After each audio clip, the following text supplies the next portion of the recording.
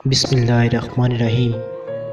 हमारा मुआशरा एक औरत को कोठा चलाने की इजाज़त तो देता है मगर तांगा चलाने की नहीं। सुनो साहब, मोहब्बत करने से कोई लड़की बदकार नहीं होती। औरत तब बर्बाद होना शुरू होती है जब उसकी तारीफ़ एक गैर मर्द कर रहा होता है।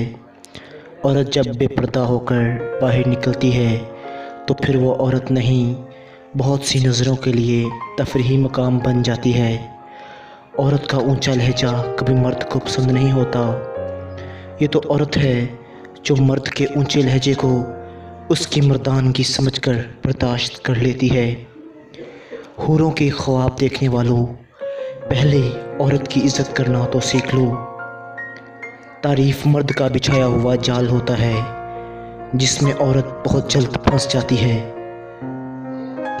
मर्दाना जिस्म को 3 चीज़ें बहुत ताकत देती हैं। अव्वल गोश्त खाना, दोम खुशबू लगाना, सोम गुस्ल करना, वस्सलाम।